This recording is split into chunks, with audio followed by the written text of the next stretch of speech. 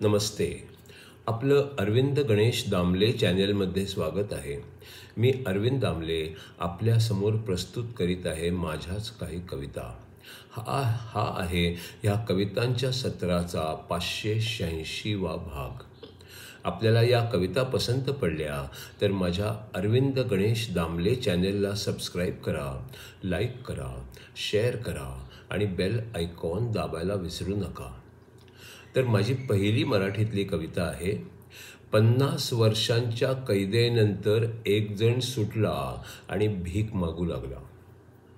भीक देणारा प्रत्येक जण त्याच्याकडे आश्चर्याने बघू लागला, कारण एक कप चहासाठी 1 आणा द्या असं तो म्हणू लागला. 50 वर्षांच्या कैदेनंतर एक जण सुटला आणि भीक मागू लागला. भीक देणारा प्रत्येक जण त्याच्याकडे आश्चर्याने बघू लागला, कारण 1 कप चहासाठी 1 आणा द्या असं तो म्हणू लागला. दुसरी कविता आहे. एक प्रियकर प्रेयसीला म्हणाला, तू माझ्या डोळ्यात बघत राहा, छान वाटतं. ती म्हणाली, पण मी तुझ्या डोळ्यात बघितलं की डोक्याच्या पलीकडचं स्पष्ट दिसू शकतं आणि मग मला कसं तरीच वाटतं. एक प्रियकर प्रेयसीला म्हणाला, तू माझ्या डोळ्यात बघत राहा, छान वाटतं.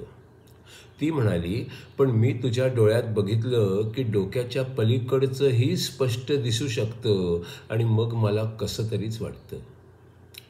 तिसरी कविता आहे. शंकराचार्य लिखित विवेक चूडामणी या ग्रंथावर आधारित पुढचा 118वा भाग. वस्तूंची विशेषणे काढली तर सर्वच एक आहे. भांडे मडके धान्य व सुया सर्वच एक आहे. वस्तूंची विशेषणे काढली तर सर्वच एक आहे. भांडे मडके धान्य सुया सर्वच एक आहे. रूप रंग आकार कठीणता सर्व वेगळे असते, तरीही आतून सर्वच वस्तू मुळात एकच असते. रूप रंग आकार कठीणता सर्व वेगळे असते, तरीही आतून सर्वच वस्तू मुळात एकच असते.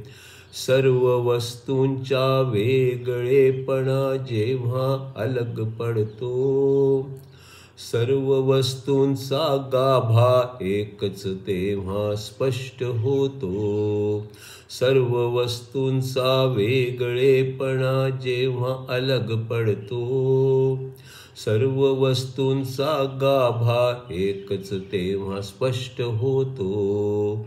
ब्रह्म आणि गवताचे पाते जरी वेगळे जाणवते, तरी सुद्धा ते दोन्ही मुळात एकच असते.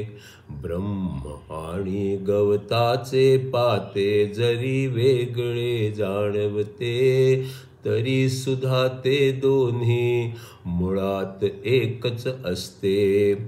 फरक असती वरवरचे ते आपण त्यात अडकतो. सगळे ज्यापासून बनले तो गाभा एकच असतो. फरक असती वरवरचे आपण त्यात अडकतो.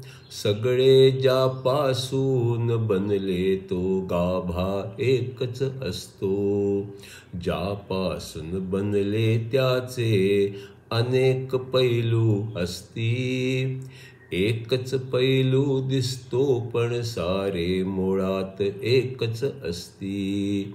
ज्यापासून बनले त्याचे अनेक पैलू असती, एकच पैलू दिसतो पण सारे मुळात एकच असती.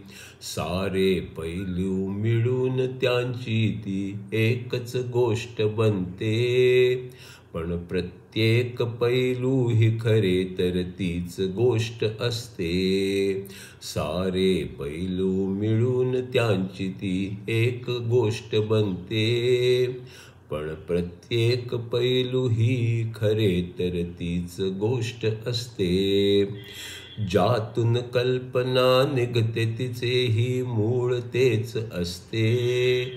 भिन्नता वाटे पण सर्वांचे मूळ एक असते. ज्यातून कल्पना निघते तिचीही मूळ तेच असते. भिन्नता वाटे पण सर्वांचे मूळ एक असते. खरे समजल्यावरती साप कल्पनेतून जातो आणि मग खऱ्या दोरीला दोरीच मानतो.